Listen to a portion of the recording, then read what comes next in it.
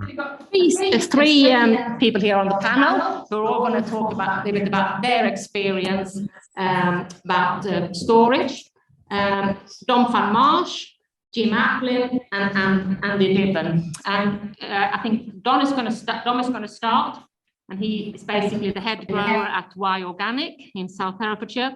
But I think he's mainly going to talk about his experience in relation to storage, having worked at Canalside Community Farm near Leamington.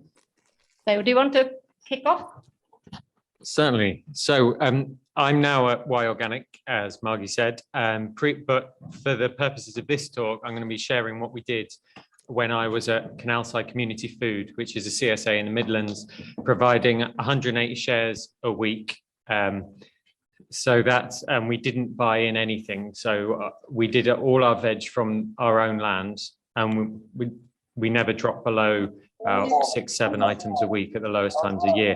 So we always had to find something. So if it was possible to store it, we stored it basically. We were also off grid. We didn't have a chiller. So if it was possible to store it low tech, we stored it, I suppose I should say. So firstly, starting off with the roots that we stored, two ways that we store the roots: in the field and in the clamp. So field storage of carrots, for example, we did leave our carrots in the field all year round. So we'd, from a main crop sowing, we'd be harvesting them from the field till about April. We covered them in straw. I don't know how visible the pictures are. Can anyone see the picture at all? I might not bother shuffling through the slides in that case, sadly. But that picture is basically of some people rolling a big bale straw across a field of carrots. So that's to protect them from particularly hard frosts. The downside of that is it does make a food source and a habitat for rodents. So we did get some of them nibbled. So what we started to do towards the end, actually, the winters were often so mild, you didn't need to insulate the carrots. So we'd have some beds insulated just in case we got another 2011 or something like that, and some beds not, as a kind of balance. Parsnips we also kept in the field right the way through till May, and Jerusalem artichokes and swede were the other things we didn't bother bringing in. At a farm I worked at previously, we did bring our swedes in and clamp them, but I don't think that's really necessary. At Canalside, we kept them in the field till about the end of February, till they were bolting. And then of the stuff that was clamped, we tended to clamp potatoes, beetroot and celeriac. You could make a case for keeping the beetroot in the field as well, but we found the rodent damage on those were particularly bad, which is why we brought it in so that it was better controlled. And our clamps were all in our barn, which it was just a fairly straightforward wood-clad barn, which we insulated by stacking small bale straw all around the edge. So it became insulated once we'd done that.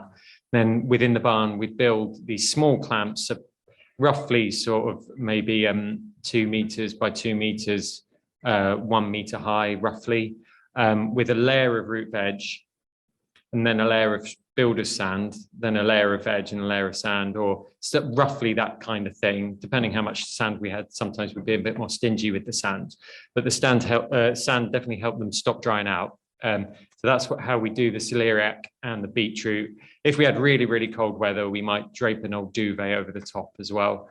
The potatoes, there was a time when we just put them straight into potato crates in the insulated barn and draped old duvets over the top. I should probably mention, we had loads of old duvets. We had about 50. No one knows where they came from. But they were incredibly useful. Like, they looked horrible, but it was just a great asset to have. And then after a while, we experimented with we'd bring the potatoes in from the field in paper sacks, 3-ply, I think, and then just leave them in the 25 kilo sacks and sort of put the sacks in the potato crate. So have a potato crate piled really high with however many 30, 40, 25 kilo sacks, however many we could stack in there. Then we'd have them all lined up in the barn. Again, they're surrounded by straw bales at the back, so they're insulated there. And then on the inside of the barn, once that stack was made, we'd drape duvets over them. And we found the sacks helped to reduce airflow and reduce moisture loss, so the potatoes didn't shrivel up as much. And that meant we could keep on using those potatoes from harvest in sort of late September, I suppose, mid to late September, right through till roughly Aprilish. It's worth mentioning also that in the CSA situation, you can get away with a hell of a lot more than you could if you were selling those same potatoes on a farmer's market or whatever. So you've got to bear that in mind, that probably if we were trying to use those methods to stuff you were trying to sell in a farm shop, etc., you might struggle because, or the grade out would have to be a lot higher. But in the CSA context, this was absolutely priceless, and people were really happy to take, you know, carrots have been slightly nibbled, you know, potatoes in April that might be a bit shriveled. People are quite happy with that. So that helped a lot in that we could get away with those standards a little bit. Then in terms of, I had another section for the bulb veg, so garlic and onions that we stored. Our onions, we would pull them when the flags are down, as they say, so when the upright leaves are sort of drooped over, we grew them through back plastic, so we pull them up and lie them on the back plastic for a few weeks to dry out. That's a fairly crucial part of the process, and then just chuck them in nets and have them in the same barn. But we never insulated them or anything like that. We just put them on racking in the nets, and they would easily store till April. They were the easiest vegetable to store. You go through them a little bit. You might get 1 or 2 rotten ones in per net, but on the whole, they were fine. So I'd say onions were the easiest vegetable to store that we'd stored, given how long you get out of them. And garlic's, broadly speaking, a similar process. And again, in the CSA context, they tend to discolor a bit during the drying process. We didn't have any high-tech kit for drying them out. But for a CSA, that was okay. You might struggle if you had customers wanted pristine white bulbs and all that kind of thing. Leaf and stem veg, when I was training in Darlington, I worked on a small farm there, and the guy who taught our apprenticeship was big on storing cabbages and kohlrabi in winter, which is a new one to a lot of people. But we'd get, you know, 2 to 3 months storage out of a cabbage. If you grow the correct variety, it's so many years, I can't remember what variety we had, but I think like Marna Lagerweiss is a good one for doing this with, but I won't swear on it. And we'd pick them without trimming any leaves off at all in around about kind of October, November time, and stack them up in a potato crate and put a layer of straw and an old carpet or something like that on top of the crate. And then when it came to usage, they'd been there for maybe 2 to 3 months, and then you could peel the outer leaves would go completely moldy, grey, furry, an inch of mold. Beautiful stuff. You peel that off and you've got a pristine cabbage inside. That worked a treat. It's not something I've done since those days, but I thought it was worth mentioning. And we did similar with kohlrabi. My trainer didn't care that no one ate kohlrabi, but we had a brilliant way of storing them anyway. I think Superschmelz was the variety. We grow them as big as footballs and store them like that. If you had to feed people, that's what you do. If you needed to feed people January and February, they didn't just want to eat beetroot, you know, kohlrabi is fantastic for that. And finally, the fruit that we stored, squash, probably don't need to say too much about that, really. I suspect loads of people store squash. But we had a squash store that was basically kind of an insulated portion of the shed that was it's quite small. It's a real shame about the photos. I've got some good pics of that. Quite small, so we'd try and ventilate it when we could. We had a fan in there, and we'd turn the fan on when we got enough power from our solar panels to allow us to run a fan. And variety selection is crucial with all the fruit and veg, more so than with other things. So a lot of our squash varieties, we pick open pollinated varieties that would store till about March. And then, of course, Crown Prince, jewel in the crown, sadly, derogation needed, evil F1, all that kind of stuff. But a record is one stored till first week of August one year, which is crazy. That was after 2018. So that really, really hot summer just took them to advanced state of maturity. But in most years, we'd reliably have Crown Princes stored till the first half of June. So really invaluable hungry gap crop for us, that. In that CSA situation, where we're doing a box from our own veg all year round, when you can have something like that keeps all winter, it's not related to its financial value. It's about its value for feeding the community in a way that's interesting. So yeah, we loved our squashes. Chilies as well. We grew a lot of chilies, and then we dried them out, which was easy to do with no high-tech kit at all. And then we'd feed dried chilies into the share throughout winter to occasionally add interest and warm people up. And apples, finally, was the other thing we stored in the barn. We had a quite large orchard, which had a lot of storage varieties in it. Storing apples, variety selection is everything. There's absolutely no point trying to store the wrong apple variety. I'm sure most people know this.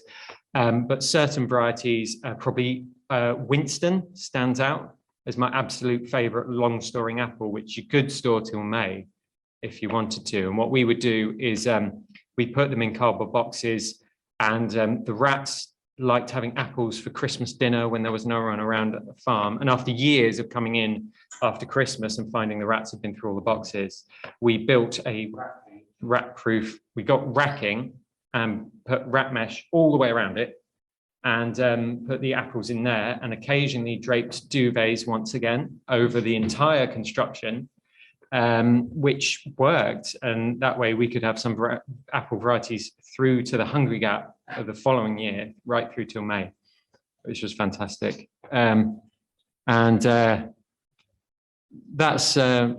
more or less what we did there. Great, thank you very much, Don. That's going through a wide range of crops, so that's fantastic. Thank you. I think we'll carry on with the introductions, and then we'll open the floor to comments and discussion. So we're going to, Jim is next, Jim Aplin from Hotchpotch Organic, where you run Hotchpotch Organic, I understand, which is near Pershore. So I'll let you introduce yourself more than that, but carry on. Yeah, I'm a small scale grower, most of the time on a mixed organic farm. Now just moved to nearby on our own holding. I was slightly surprised to find I was on this panel, as I spent the first 20 odd years me growing, avoiding storage at all costs, thinking it was extra expense. I really didn't want to get a chiller and didn't, so I worked ways around it. I curtailed my season so I didn't have to grow through the winter. I targeted through the cropping when there was a cut-off point, when I didn't want crops before and after. And the crops I have got good at storage, as we gradually changed, points for almost all just been covered, I could add, and I just really would stress variety selection. Because I've got very good at curing squash and onions, obviously the easy ones, that the concentration on what you do in the field before they go into storage is absolutely vital. We found with squash, I think I can store in very long season now by as long as possible in the field, and then before the risk, a section of polytunnel, well, it's a Keda greenhouse polytunnel, then giving them 2 or 3 weeks in that to really drop the moisture content as long as possible. And then similar low tech into a barn, which is just building insulation. We had Celotex style slabs left over, so they were 2.4 metre, exactly the size of the storage for the squash. And quite simply opening it up to let them have ventilation, and would get really high rates of storage in that. Things like for a late season curry squash, not losing one out of about 250, 300 last year. But it depends on knowing which variety you're storing for how long. And you can start off with a rule of thumb of which species they are. Butternut especially, or that muscat, I want rid of them soon. Generally the Peppo species, to be looking to sell them by the end of the year, although some like Harlequin, the early ones that matured early and had absolutely ages in the sun, will store longer. And then it is the big beasts, the Maxima like Crown Prince and Chioggia and stuff like that will store. But you've got to be really careful with the variety. Some of them, say Buttercup, tends to not store as well as the Crown Prince. And even not just the actual type, but the actual named variety. So whether it's the OP one or an F1, and which F1 affects how long they're going to store. For the CAWR squash, the late season ones will store really well, but Amoro, that's definitely the highest yielding of them. Well, I think it's not quite a true CAWR squash, comes early and doesn't keep. I want all of them sold by the end of November. So I'd really stress on squash, the variety, and going for ventilation. But what I did find, it's always been low tech. There isn't really a one size fits all for doing it low tech. You've got to be very conscious of what resources you've actually got to work with on farm. I avoided a chiller for 20 years by mixture of making sure I was harvesting very close to point of sale, if I could on the day of sale. But otherwise, as long as you do it early in the day before they've got the field heat in them, just wet newspaper over the crates in the shade was enough, that not losing anything by sale. And so you've just got to think, oh, where's north facing? Where's south facing? Use the shade. If there aren't trees that you're working close to, there's shade from a tractor. So just go straight in the shade of the tractor with wet newspaper on it, and then doesn't come out of the shade till it's put on the back of the tractor. Take them in, put them in the shade for the barn, and they're not back in the sun until they go to the customer. And I found that works well. And the advantage of not having a chiller is you don't start relying on storage. Because if you've put something in the chiller for 4 or 5 days, that's 4 or 5 days in the fridge the customer isn't going to get. And so, especially when you're selling direct, that will come back to you. People know how long your produce lasts. So I will stick to avoiding cold storage at all costs, because it means I've got to keep my game up for when I'm picking and how quickly I'm getting to the customer. That's all I've really got to add on that, but I hope that's... some really important, some really important ones. I know that people online can't hear me, but I'll hand straight over to Andy Dibben, who's of course the head grower at Abbey Home Farm near Cirencester. And yes, please introduce yourself. Yeah, so hi, I'm Andy. I'm very similar scale. What I'm going to talk about where I work now. It's very similar to what Dom described, but very different route to market. So it's retail, it's a farm shop, organic farm shop, and a cafe. Everything I grow on 15 acres. Everything I grow is targeted out through the farm shop, so we don't sell off farm at all. Just like Dom was describing with the CSA, we pride ourselves on all year round supply. And if someone wants to grow, feed themselves on local veg all year round, they can do that from us. So, and I always say when I do my farm walks, and especially to non-growers, the way I describe it is we have a 6-month growing season. And in that 6-month growing season, I've got to grow everything the customer's going to eat in those 6 months and everything they're going to eat in the other 6 months. And the other 6 months is all about storage. And I talk about, essentially, we have 4 kinds of storage. Well, 3 kinds of storage. We have leave it in the field. 4 kinds. We have crops that we get up to size that we harvest through the winter from the fields. So like Don was saying, carrots, we don't bring any of the carrots in.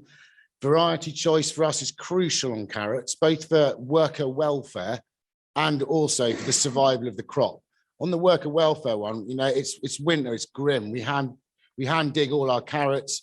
We probably hand dig about 120 kilos a week straight out the ground.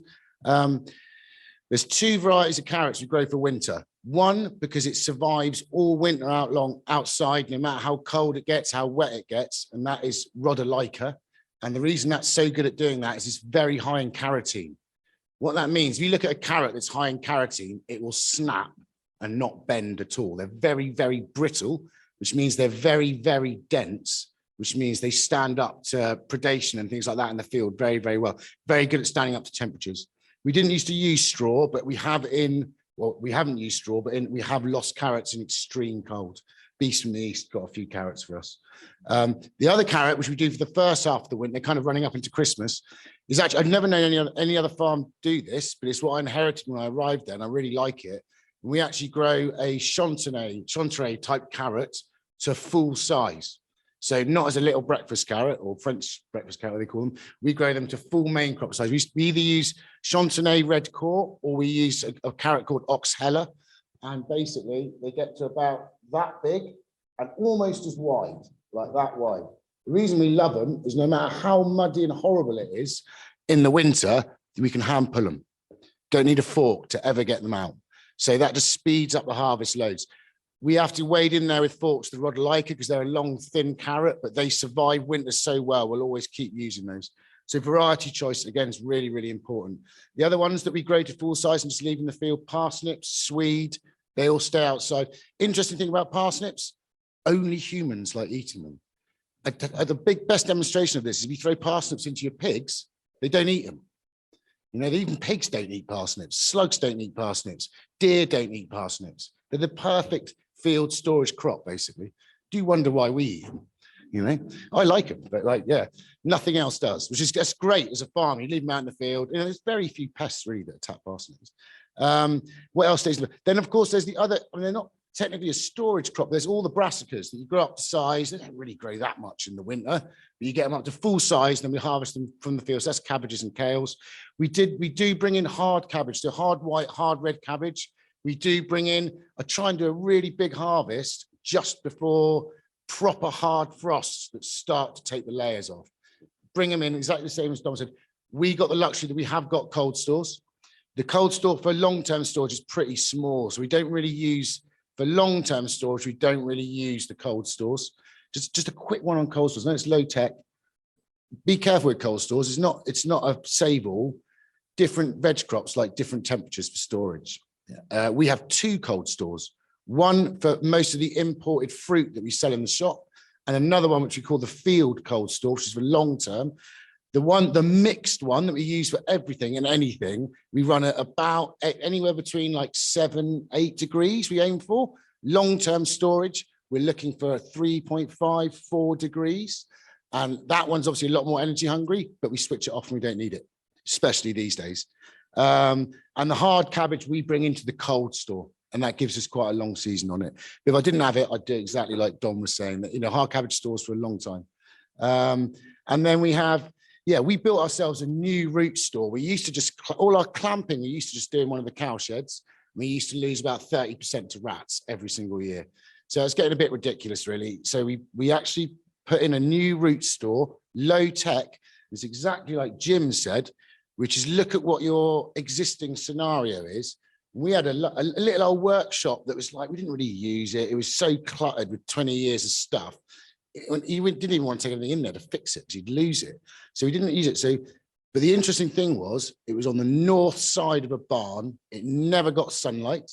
And we didn't have to put too much effort into just dropping the floor level. We dropped it about 30 centimeters below ground level. And what that does is any hot air rises out of it, any cold air sinks into it. It never got sunshine on it. It's just a tin roof, breeze block wall. The biggest focus on it was rats, to make it as rat. We're next to huge cow sheds, pigsties, all sorts. So we're never going to get rid of the rats ever. So we just had to secure that building against rats. We did everything we possibly could.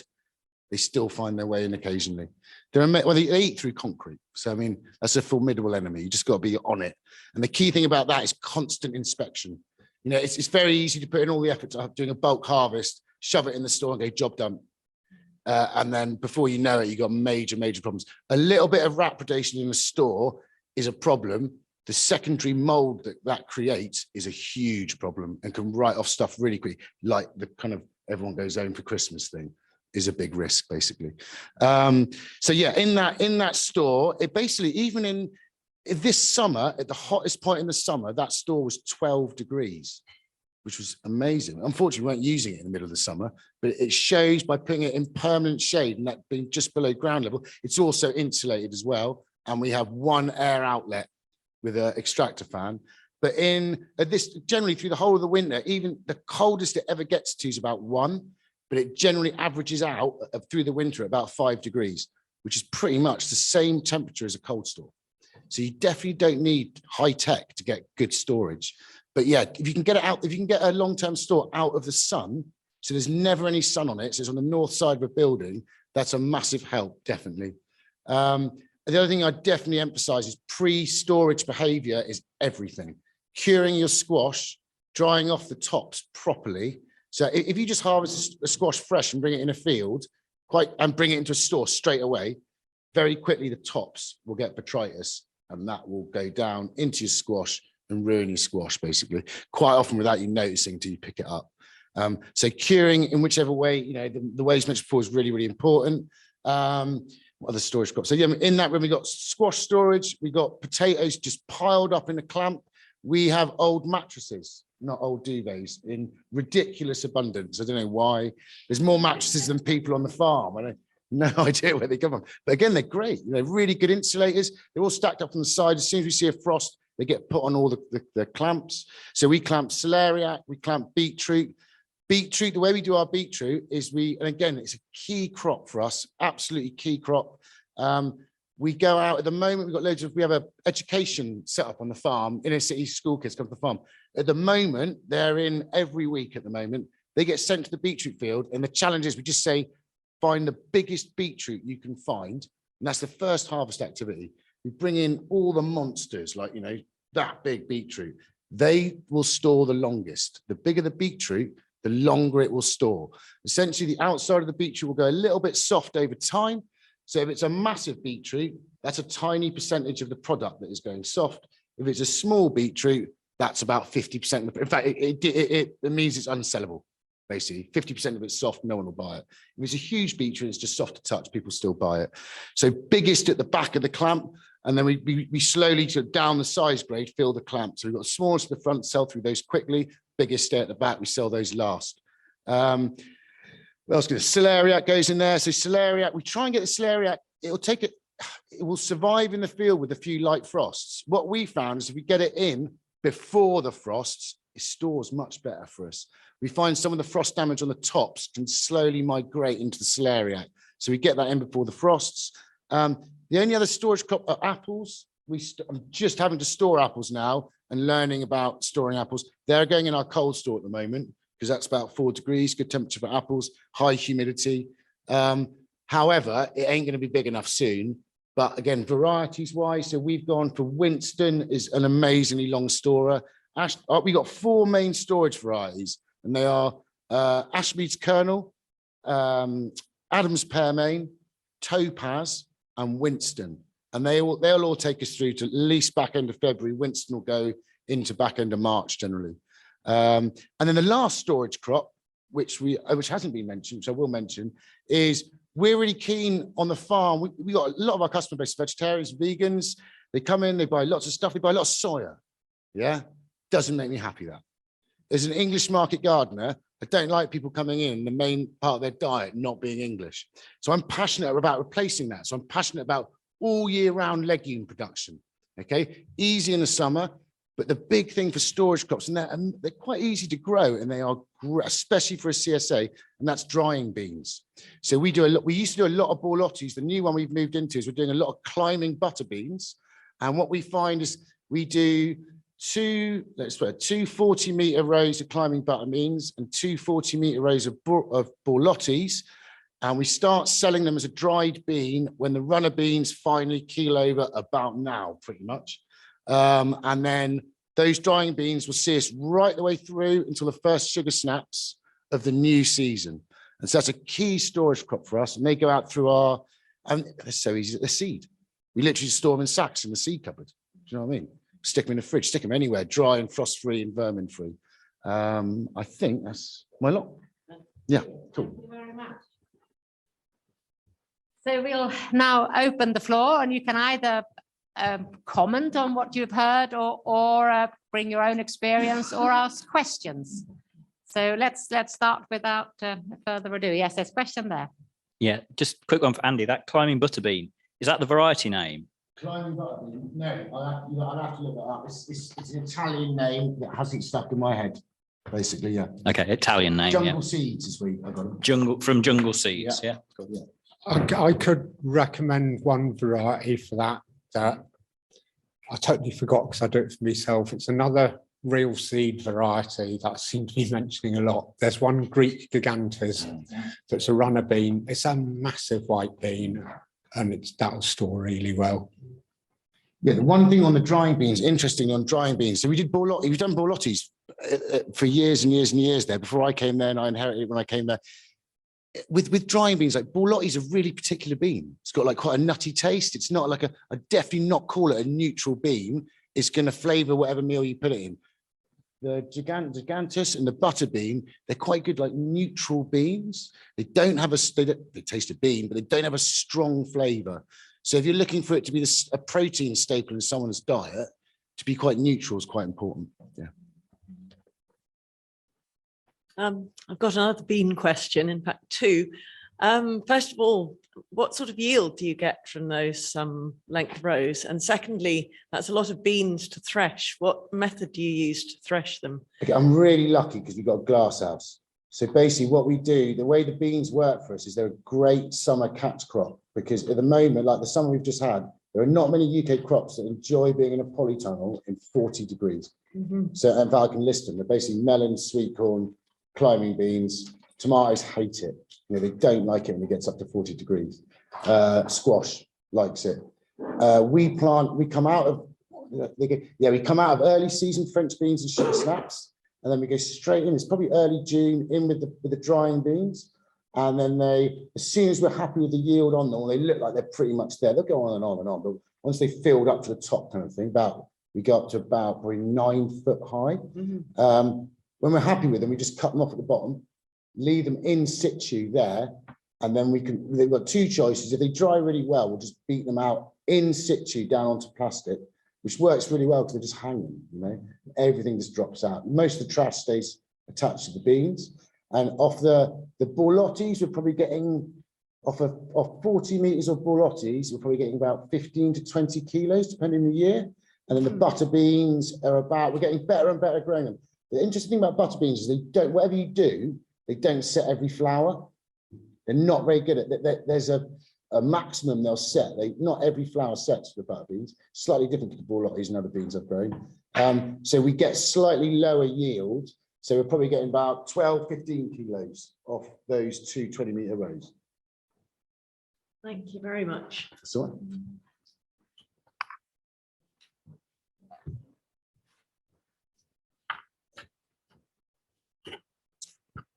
Your Apple store, Dom, or was it the store that you had the mesh, the rat mesh?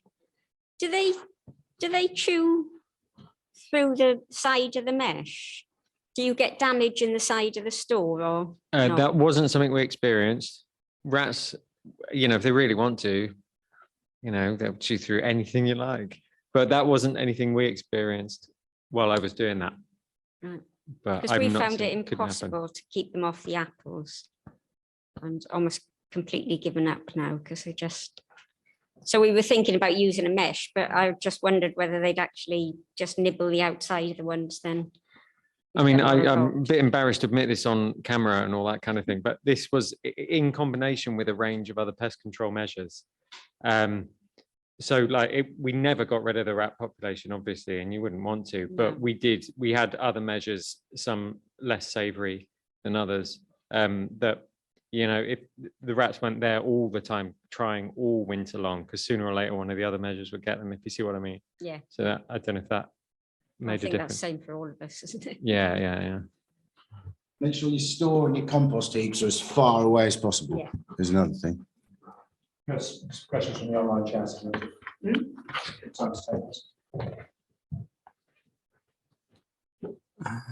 Well, one here, what are the yields from Andy's 2 by 40 meter rows of Borlotti climbing butter beans, which I think has been answered. Yeah.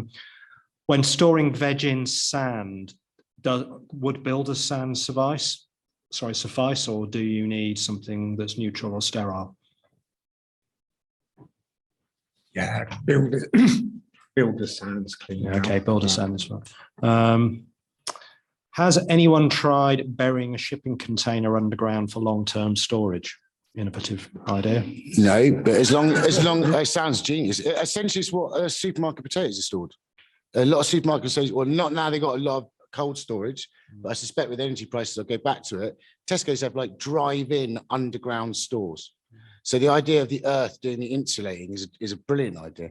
The only problem with that is obviously how you access it and get stuff in and out of it and keep the water out. I think that was all from online. I'll just check.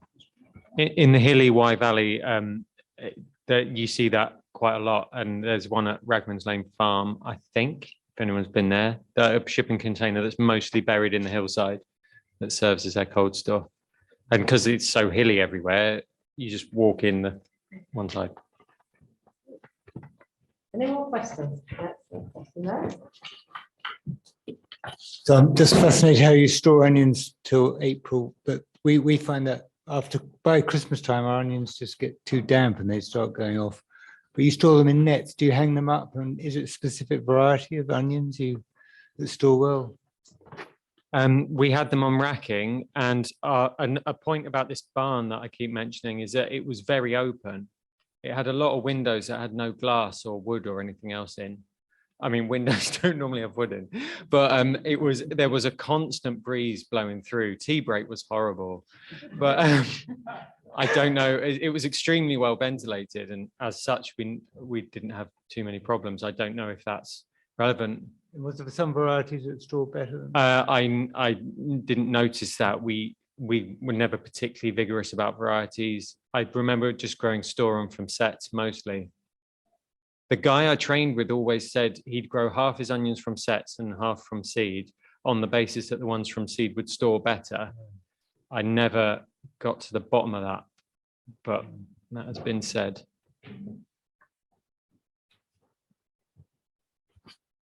Could I ask a question? You're all stressing that the varietal choice is really important for what you store. How easy is that to find out? Have you learned that through experience, or do the seed companies, are they able to tell you which varieties store how long, or how do you find that out? I think the seed companies do say it's good for storage.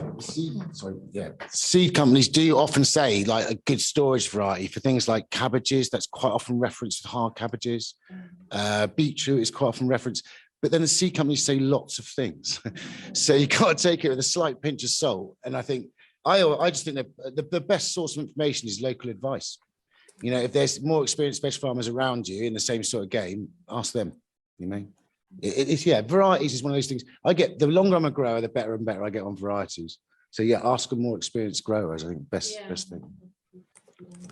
Just the main way I've worked out varieties is mixture of trial and error, and events like this, as much as, or in the evenings afterwards when, like the strange type of people we are around the bar, we'll be talking about seed varieties. It's the best sort of information.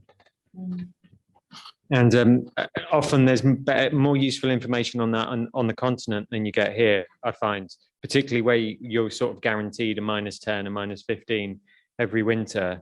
If that's where a lot of the stuff I learned from storage came from a German trainer who grew up in Holland. So. Okay. Any more questions? There's a question over there. I was just wondering, you talked about sort of underground storage and stuff, and I'm wondering if anyone's got any experience of root cellars. Kate's not here, unfortunately, but Kate and Ben at Real Seeds have got in their barn, underneath their barn, they've got an amazing root cellar that they built, double walled, nice ventilation, and that's a big part of their storage is that completely passively stored, like you say, underground. But that's like the original, everywhere had a root cellar, right? And that's so that's a good one to look into if you're looking at. If you ever get the opportunity to visit Oaklands Park, Camp Hill community in the Severn Valley, it's got an out of this world root cellar, absolutely incredible. You can very much drive into it. It's like TARDIS. It's incredible. There's not really public access, but if you can find a way in. There's one good low-tech storage solution I forgot to mention. I don't know if anyone knows about charcoal fridges. So in the French beans that come to Tesco's and Waitrose and all that, they are picked fresh in Kenya, And they go, what they do is a refrigerated lorry comes to the field, picks them up, drives them to the airport. They go on an airplane straight over here in a chiller, straight in the shop, pretty quick. When they're picked in the fields in Kenya, they all go straight into charcoal fridges. It's essentially a giant roundhouse with a cavity wall of chicken wire rammed full of charcoal and a tin roof. And they spray all the charcoal. Because it's so hot, all the water evaporates off the charcoal and sucks all the heat out of the middle. When I used to live in a truck for years, and we used to have one of those just for our milk in the summer. And I've never had to because I've had other storage, but low-tech storage, especially in the summer, the equivalent of sticking the veg in the shade behind the tractor. If you can have a charcoal fridge somewhere on your farm, it's very, very low cost and really, really effective, really effective.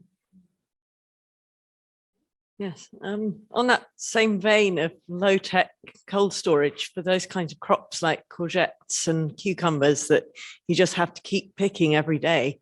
My partner's been using this variety with polystyrene boxes and putting them in there, and you can usually get them for free because pubs and so forth are really keen to get rid of them. But you take the lid off at night when it's cool and let them just cool down and then put the lid on again in the morning. And he's been keeping all his cucumbers, courgettes and aubergines cool that way. It works really well. Although it is a bit of a commitment, you do have to be there to do that.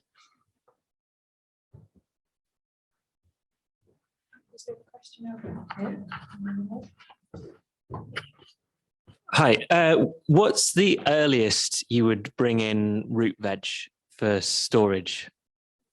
So carrots, beets, celeriac. How we have problems with rodents even from September. Would it be worth bringing things in, say carrots, beets in September and putting them in a clamp, or is that just, are they not going to store that well?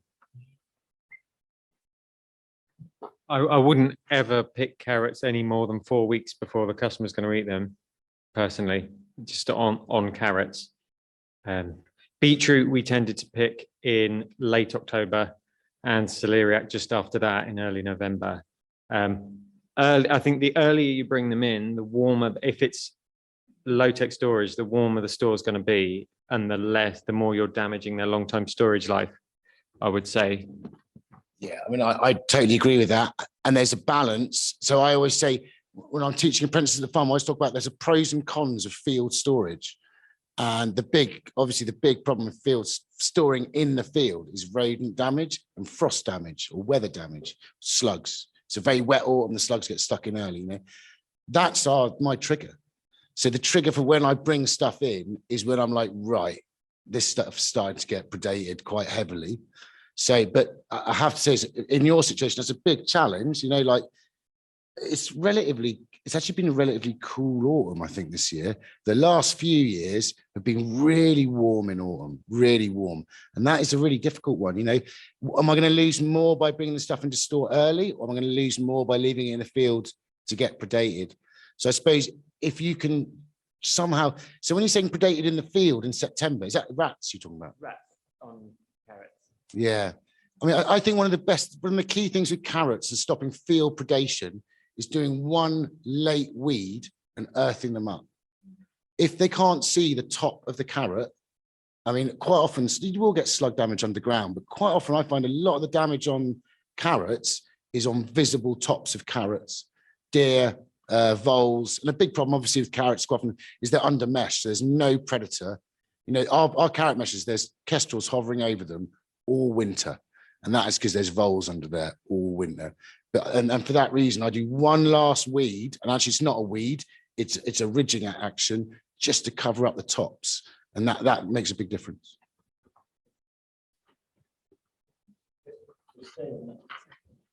Just say on that point, it's really important that they're fully mature before you harvest them, because if they're pointed, they don't keep. And ours don't mature till, they're still not mature, they're quite late this year. We're still waiting for them to round off at the bottom. Martin, can I ask you a question? Do you bulk harvest your carrots and bring them in large amounts, or do you do? So digging carrots when it's really wet is quite hard work, and then you have to wash them. So we do bulk harvest about 7-ton boxes full now, Yeah, which will last till gone Christmas, ideally into January actually. But we do put them in the cold store. yeah, that's cold store, is it? But then the Yeah. rest we just cover with mulch and harvest them after Yeah. February, March, when they're really fresh and people really like them. Yeah. They're really, yeah. What do you use to earth up the carrots? When you Just a do- ridger, like a potato ridger. Okay. I grow my carrots on ridges because we've got a very, very shallow soil, got 15 centimeters of soil. So we draw the soil up into ridges and drill on top of the ridges. For me, it makes them weeding them a lot easier, makes harvesting them a lot easier when they're up on ridges as well. But then, so I earth them up. If the carrot's on the flat, you can do the same. You want you probably just do it a set of times. You know, just a bit of speed and just the bow wave will earth up the carrots basically. Some good advice here. There's more from the right. I think, related to the previous point, if your soil is very wet, are things not going to store as well is the question. We've got relatively free draining soil. There's one part of my rotation where the carrots are where we get standing water in a really wet winter and they rot. So yeah, carrots don't like being sat in water basically. Yeah. But then variety choice, shorter carrots, keep them up out of the moisture a bit more. Growing on ridges will aid drainage off the ridges. So there's other options. If you're in a wet field, you're in a wet field. Quite often you can't make it drier. So looking at other alternatives then. We're on moderately heavy soil that does hold the moisture really well. One crop I've noticed that with is parsnips for keeping them in the ground. Canker turns up pretty much round about just after Christmas time. I think that might be also due to I've always been sowing early, round about the end of March, beginning of April, putting up with slow germination and weeds because I get them really big by the end of the year. And I find I sell a lot more by weight at the market if I've got big parsnips. But for continuing, I'm going to try keeping them in the field through January, February and future years while I extend the season. But I'm going to put in a later sowing as well, round about early May, because they won't have the size I want for December. But I've heard they're much less liable to get canker if I do that. So I can't say it works, but it sounds worth trying to me. As I might be misunderstanding, but I thought if they were alluding to whether you could pick and store vegetables in the wet, if you see what I mean. We often had set harvest days at Canalside that would be like community harvest days that you can really change. Because people often said, oh, well, are we okay to bring in the potatoes when they're a bit wet on the outside and all that kind of stuff? And I always did anyway. And I never can't say I ever noticed any issues in store, to be honest. And I felt that home gardeners often felt they couldn't put veg that were a bit damp in store. But Yeah, we well, I found think it was you've actually quite brilliantly linked to the next question from somebody else. Well, the original question was talking about storage in the ground. Yeah, and well, when storing roots, has anyone seen a difference in longevity between washed and unwashed? Oh, I mean, don't wash anything you're storing. Basically, the soil is. I mean, yeah, I wouldn't wash anything I stored. I want it. I mean, funnily enough, Dom, because I have a choice of our harvest days, I do try not to do a massive bulk harvest when it's absolutely foul weather. We try and bring the beetroot in like not dry, because by like end of October, it's very rarely dry. But if I can pick them up and they've got a layer, they're muddy, but they're not caked in mud. It just on a practical level, it makes grading easier. And that's another key thing about storage is everything we store is graded before it goes into store. So our potatoes are all graded, Baker, Ware, grade out. No grade out goes anywhere near the store. Same with the beetroot. I don't put any grade out in the store with grade A veg, basically. And I don't wash a single thing. Definitely not.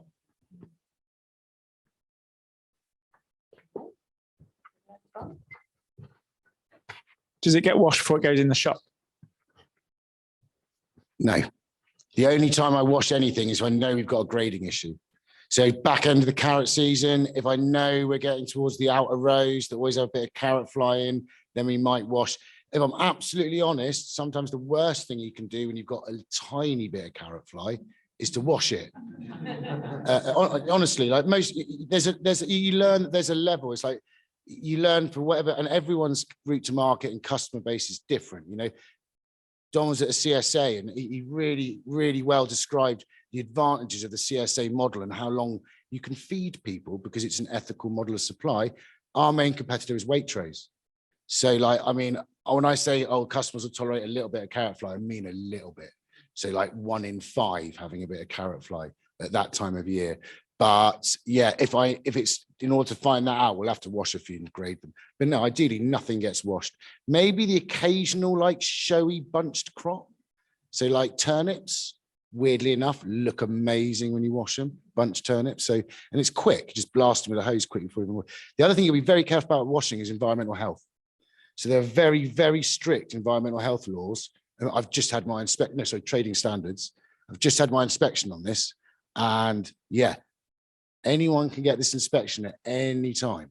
If someone turns up and asks if you wash your veg, you just say no straight away, because there's a world of illegality in washing vegetables and where the water's coming from.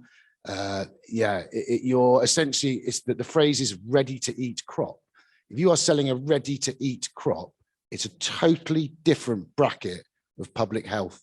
So even the stuff that we would call ready to eat has wash before use on it, every single thing. And that gets you out of that legal loophole. I think for washing, which isn't for storage, but for sale, straight from the field, I'll try and never do it, but on heavy soil, I think it's got to go with your soil type. Sometimes you can't stick to that. It's just too much mud. You don't want to sell that much topsoil, and the customer wants to recognise what they're buying as well.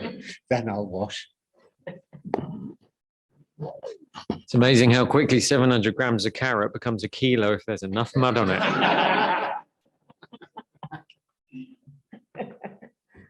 Any more questions for anybody? We've got quite a bit of time left, so please fire away.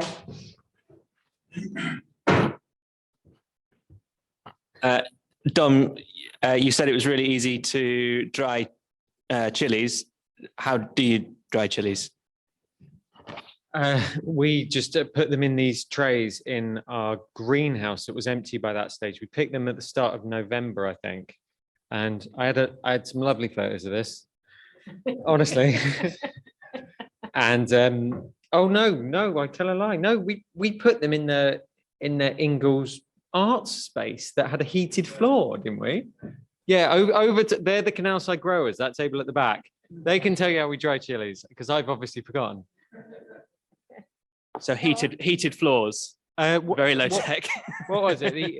The Ingalls art space had heated, they had on the floor heating. So we'd put them in quite shallow layers in the Ingalls. I mean, not everyone can do this unless unless you know the Ingle family really well. But we'd stack up crates with shallow layers, like 1 to 2 deep, of the chilies in there for a few weeks. I sometimes I forgot about them, and the Ingalls would ring me up after like 3 months. Do you want these chilies or not? And then they'd be absolute crisp. But yeah, that's what. Am I right, Steve? Is that what, Eleanor? That's what we do. Okay, yeah. So there you go. Cheating is the answer.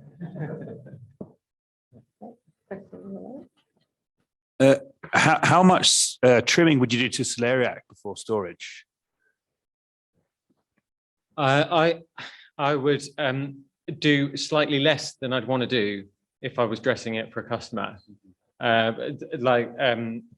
Usually just a couple of, we'd use a bread knife usually, because they were quite easy to get a lot of bread knives to a lot of people quite quickly. So a couple of strikes on the roots with a bread knife, and at the top, for me, there was always like a bit of a sweet spot where you weren't cutting to leave a white face, but most of the true kind of leafy stuff was gone. So just kind of in between those two. I don't know if this is like, that's how we did it, that we found the best results. I'd say exactly the same. You want to have to cut something off before it goes to the customer, because essentially that will be on obviously the roots on the bottom. You want to keep some of that soil on because it helps it keep it. And so on the bottom, you'll do one more cut before the customer that takes off most of the roots in the mud. And on the top, exactly the same. I'd almost say about an inch, the green on the top, I suppose, leave on, and then that gets taken off just before going up to the customer.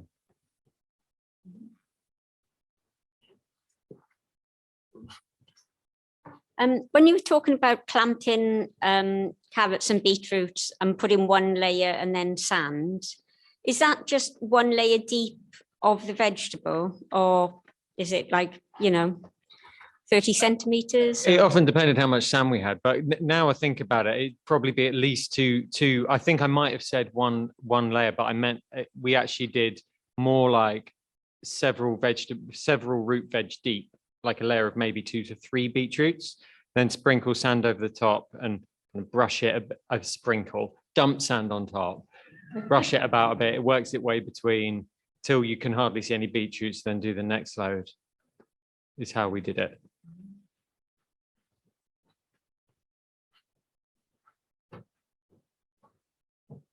So really quick one, was that sand, dry sand? We reused the sand year on year to save money and put it back in a builder sack outside. So it wasn't completely damp. It wasn't, well, I mean, water flows through sand, but it was damp.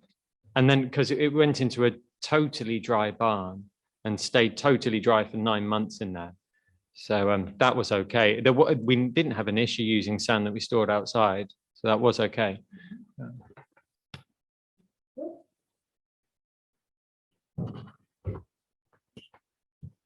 Hi, it was really interesting hearing about the beans, drying the beans, and I was just wondering if anyone has any experience of working with peas and drying peas, or like Carlin peas, or yeah.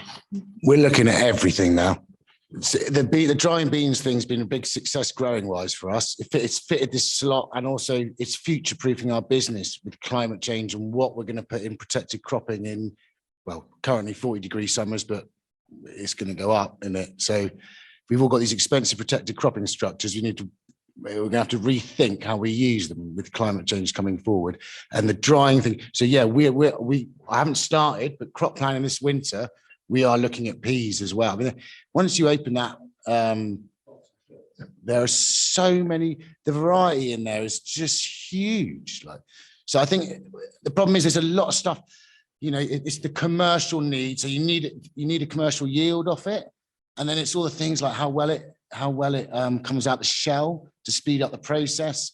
Because a lot of the stuff, it's not in this country, it's not a big commercial thing, drying beans. Spain, they're really into it. So I think, it's a bit like you're talking about storage. I'm going to seek my information not from this country on drying beans. I'll start looking, I look at Spain, are really into it, but obviously across the world, it's a staple. It's just not here. We just need to get, or maybe it used to be, it's just not so much now, So yeah, definitely, peas are definitely on my list, definitely. On a similar score, this doesn't really answer your question, but that triggers a memory of when I lived on a massive 3,000-acre arable farm in North Yorkshire in 2011-ish, and they were growing thousands of acres of field beans, endless field beans, basically broad beans, but with smaller beans in. And we were like, is that animal feed? And turns out they had a contract with some Israeli company to grow field beans as an edible crop. If you think of, apparently hummus was made with broad beans before it was made with chickpeas, apparently. And they, that stuff you get in tins, falmadams or something like that. Falmadamus, there you go. Yeah, and so they were growing it, and weirdly we were exporting all of this lovely protein, locally grown, etc., to somewhere quite far away, which was interesting. Yeah. Do any of you have experience of having clamps outside barns? If you don't have a barn, is it possible? I mean, I've tried doing it with straw bales, but it didn't work brilliantly. But have any of you tried, and how did it work? The farm where I trained in Darlington, we did do that. we didn't have enough cupboard space, and I remember we tried to shape them up so water would run off. We put a layer of straw over the top, and we had a lot of old carpet, so that's just what we used. Try not to think about any chemicals from the carpet going into the vegetables. But it worked surprisingly well. We had a lot of rodent damage, but the veg did keep nicely. That was a care farm where there wasn't the same degree of commercial pressure or anything. But Okay, no more questions. There's a question here at the front. Yeah, we had quite a lot of like cherry tomatoes in the summer. Too many really. Is it possible to dry them, like sun dry them here? Or has anyone done that? Or is that not doable? No. I don't think, well, maybe with climate change, we'll get the right conditions to sun-dry tomatoes. It's like with the drying beans. I used to it's a similar thing. Our autumns, or a traditional UK autumn is the opposite of what you want for drying crops, basically. When we used to do borlottis outside as a drying crop, I reckon it was maybe 1 in 3 years we got a good borlotti crop. And it wasn't normally the yield that was the problem. It was everything going moldy in September, basically. The key difference for us is that we've now been, and this was even in polytunnels the same, because they're quite damp inherently. The key thing that changed for us was it being in a glass house and that being such a dry environment. What I've always found is as soon as you try and bring a not quite dry bean in somewhere else to dry, you're always fighting mold from that point. It's a bit like bringing in an uncured squash or an uncured or undried onion. You know, it's an inherently moldy country that we live in, basically. Yeah. So how do companies like Hotchpotch, who are of course growing a lot of beans, but presumably on the scale where they would dry them with proper dryers? It's a combinable crop. I suspect they've got dryers. Yeah. And I suspect they dry most of them, right? And they are picking combinable crops, so they will probably naturally mature earlier, be harvestable. Whereas a climbing crop, will to get to the yield, you've got to let it go all the way up to the top. That's the big question is that so any dwarf drying bean isn't worth a square meterage in a market garden to grow it like an arable crop, really. The thing that switched it for us is the fact that we could find the climbing variety butter bean, which massively increases your yield. Sorry, I'm sitting here with the thing. Sorry, climbing bean massively increases your yield per square meter. But it's interesting. This is what's opened my eyes to as a market gardener, because as far as I was concerned, it's just a combine crop. But I now think differently. Yeah, the reasons you've described is we stopped growing borlotti beans at Canalside just because of those reasons. Only 1 in 3 years it was worth it. But I wish I could turn back the clock now. I've heard your talk on butter beans. They are beans like that. I was thinking was a dual purpose crop, and I end up only storing for myself because of selling them before they're dried, but when the bean's big enough to be podded and used as that, because it takes all the work out of harvest and shelling. And I do think as well, I'm selling them still with the outside on, the pulse inside hasn't dried. I'm selling the water with them as well, rather than just the dried bean, but I'm not sure how much difference that makes. But so I will be growing them again more, but I'd always think of storage as a fallback. I think try and sell as many as possible green. There's a couple of occasions you mentioned using straw. Is there any difference with using hay? Is there any problems with that? I've got a field full of hay bales, so just want to know whether I can use them instead of the straw.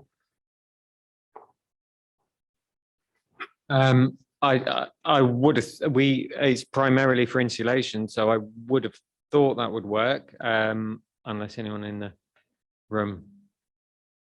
The only thing I would say is just purely from observation that straw being a thicker stem generally than hay will have more insulation qualities because it's more of an air pocket on top of the crop. I think also from my days as a livestock farmer, physically handling straw is a lot easier than physically handling hay just on a weight level. If you want to roll out a round hay bale, it's a hell of a lot heavier than a round straw bale, essentially. Yeah.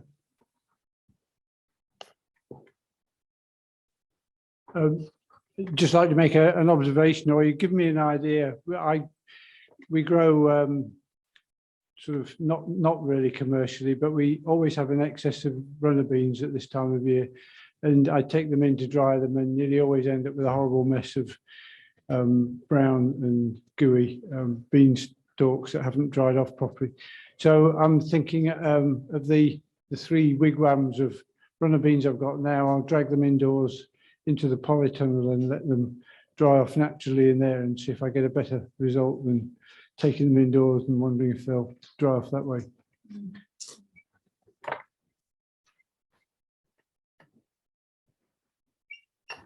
Any more questions? The other quick one, just on beans. If anyone is really interested in the drying bean thing, obviously go earlier. Put your beans in earlier, like do a deliberate crop for a drying crop, get them in, don't try and like runner beans. We always aim our runner beans to come after our summer French beans because we don't want to be selling 2 beans. For me, runner beans an autumn crop. You know, it thrives in like September, early October. I get really annoyed if my runner beans start cropping in August because I've got so much other veg. But if you want to deliberately do it as a drying crop, whack them in early, crop them early, cut them off at the bottom, and so they're drying in August, not trying to dry them in September, essentially. Yeah. Does anyone here have any experience of, I saw in a seed catalogue the other day, so-called super runner beans that have been crossbred with French beans to be self-pollinating really effectively, so you hardly ever have pollination issues, which brings us to mind for more bean formation probably. It sounds like a dream, but I really don't think it was a dream. They've made a super runner bean. Right, any more questions?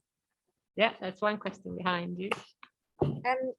Well, thinking about that, the pollination problem with runner beans is the night temperature, isn't it? Being above 14, I think the pollen isn't viable. So, Andy, do you get a problem if you grow your runner beans, for cropping in September? Yeah. Do you get much pollination issue? I have to say that figure doesn't ring true to me. Sorry, that figure doesn't ring true to me. We definitely, yeah, I mean, we have not been getting nighttime temperatures of 14 degrees and we're still, you know, I've had a normal crop of runner beans off those. So it may well be true, but it doesn't seem the nighttime temperature, a hot nighttime temperature affects the pollen. That's what I. So when it's too hot or when it's too. If it's too hot. Oh, when it's too hot. So okay. So I mean, the tactic I just described, I haven't done because essentially the beans I want in the summer are French beans, the drying beans. Yeah, no, I mean, we haven't had that problem. We haven't, our research into the poor pollination on butter beans has actually showed us that that's just the way they behave. You always got to remember that the plants, we want the plants to do something for us as humans. The plants are just trying to reproduce.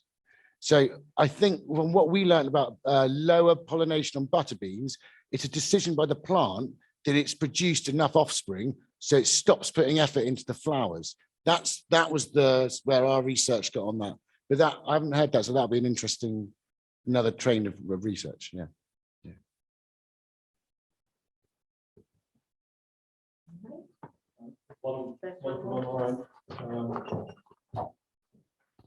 Which is, well, presumably any straw or hay for storage has to be organic, which I think depends on how you would be using it. If it was anything that was in any way going back into the land, you know, from laying on top, then it would have to be. But I think if it was a structural material, literally a building material for something, then I couldn't see any reason why. I'd say ask your certification officer rather than another grower.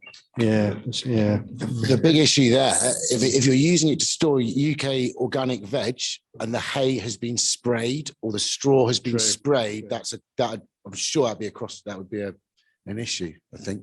Yeah, we need a definitive answer from standards or an inspector. Yeah. But yeah, that's And a good also, point. I almost certainly, if you're putting it on the field on top of carrots, I suspect it'd need to be organic. Certainly, Yeah. have to be. I explicitly asked our SA certification officer on that, and they said it was fine. Non-organic as insulating the building. But what about, but not on that, not when you put it on top of the carrots in the field? I'm a bit worried about this now, but I explicitly asked them about using non-organic straw to cover the carrots, and they also said that was fine. I may even have an email going back, but you could probably find another certification officer that would say the opposite. It feels really wrong, but they did say that was okay. But yeah, so I'm not going to hang my flag to that ship. What did you do with the straw after all the carrots are out? Happy days for the canal side crew at the back there. We didn't want it, but there were years when I flailed it and ploughed it in. But often we had a big orchard, so we'd go along with, remember we have big work mornings with sort of 20 to 30 volunteers at a time. We'd go along with bulk sacks and load them up with straw. You could quite easily stuff it back in, pile it up on a trailer and take it to the orchard and mulch the fruit trees with it. Right, time for some more questions. Or do you know everything you need to know about storage now? No, there's a question there. Just really quickly, wanted to have a vote for shallots for storage. We find they store longer than our onions and our garlic. They like store through till like June quite happily. May, yeah. Yeah, nobody's talked about shallots. Do you store shallots? I store the seed to replant because again, it's one of those crops sell dry, but I actually try to sell them green bunched because I don't have to dry them out and store dried ones. But what I store as seed, lose hardly any shallots. And then if the ground conditions aren't right and it gets too late to plant them, they just keep for ages. There's a good article by Phil Schofield, I think, in Alan Schofield. By Alan Schofield in an edition of the OG going back probably 10 years or something about sowing shallots from seed when you start them up in January and they keep forever, I remember. Phil Sumption should be able to tell you which edition of the OG off the top of his head. Can say I followed Alan advice and it works. Yeah, and Zebrune is quite cheap as well, seed-wise, and it's tremendous. I've had stuff kept in my kitchen, July, August the following year, not sprouting, absolutely incredible. Yeah. I was just going to ask you, Jim, but if you want to comment on that first? Just that from what was just said then about the past issues, the OG has now been indexed, which would be about the best resource to use as an insight. It hasn't been, it's not out online yet. Phil did it himself after completely failing with volunteers to get, including me, to get it done properly. But once it's done, it'll be up there that can all be accessed through the website. Well, I was just going to ask you, you started off by saying that you've all the time tried to avoid storing, but what has that meant for your sort of continuous production? How over what months can you supply vegetables? So how have you had to sort of limit that? It was partly just with two of us doing the business and trying to do too much. Having a cut off at Christmas was a good idea. And so then I'd get winter income from doing forestry work and fruit tree pruning. So it's just a conscious decision to fit in with our lifestyles now. But it means that you have you're not supplying veg from Christmas until when? The starting up was a problem because we didn't have protected cropping, and the first few crops didn't want just have one or two at a time. So we started raising plants for gardeners as well. So we sort of had a hybrid plant and veg store, and just adapted to our own personal circumstances really, and not having to pay anybody's wages year round, no commitment to customers year round. Bit of a lazy option for my lifestyle in some ways. Good for your health, I would think. We just talked about that in the other section. Hi, so I was just going to ask, this is the alternative to cold storage, and the commercial rate for cold storage 10 years ago was about £50 a winter, £60 maybe if it was right the way through until June. Yeah, for a ton bin. Does anyone know the current sort of commercial price for cold store? I hate to think what it is right now. I know there's UK potato growers this year, because the average UK potato size was so small, and the supermarkets were still being quite reticent, and in August, quite reticent about dropping size grading. There were UK potato farmers ploughing in their crop because it didn't want to take the risk on the cold storage cost without knowing for definite that the supermarkets would take the smaller grade.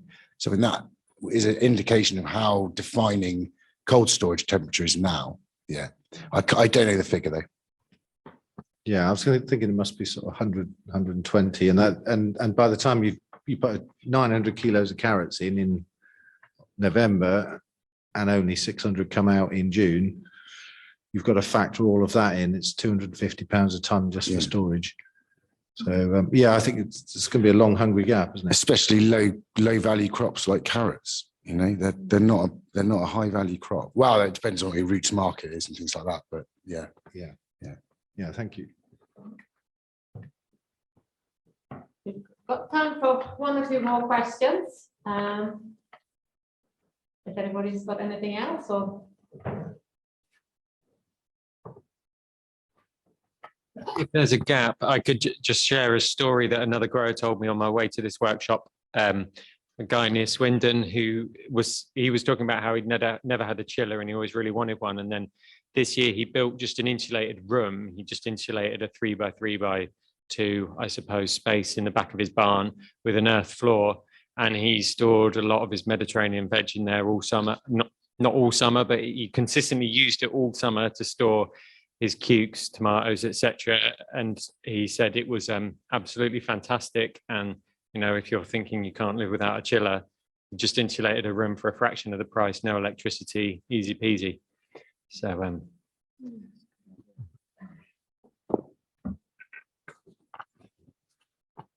another option is to use an electric fan to take cold air in at night to a space to actually cool it down, which also can chill somewhere at a fraction of the price of actually creating chilling.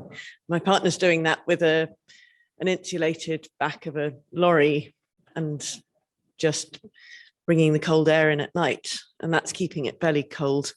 But he does have to also use a dehumidifier in there some of the time because it does get quite damp in there.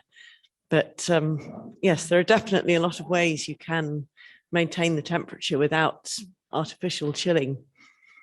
But insulation is definitely key.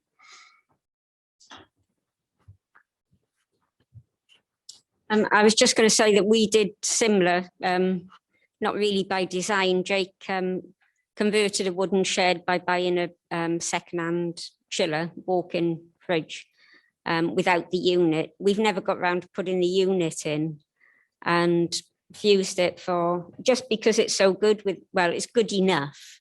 I mean, it would be nice to have a chiller sometimes, but like Jim, we always have to pick the morning we sell. So it means earlier mornings in the summer.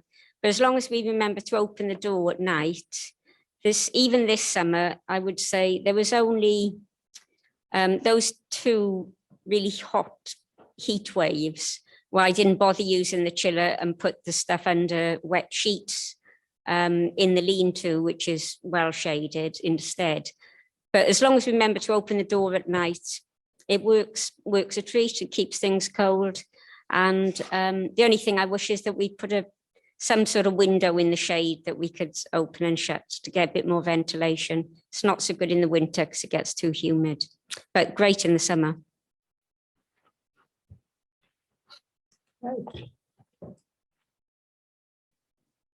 Any more questions? We've got a couple of more minutes if anybody wants to ask it, or I'll let you out for a slightly, I don't know if it's a tea break now or not, but anybody got anything else that you want to ventilate or store? One last one. Yes. I'm not an expert on this, but it's something that comes up quite often when we're looking at our higher temperature cold storage. Is careful about what you store in the same room.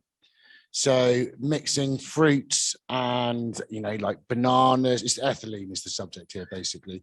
And although supermarkets use it in a proactive way to ripen stuff and it's been shipped over here, if you're on the scale that a lot of us are, where you're putting everything in the same room, anyone else help me out with this? Apple, I know, for example, never store apples and quince in the same area.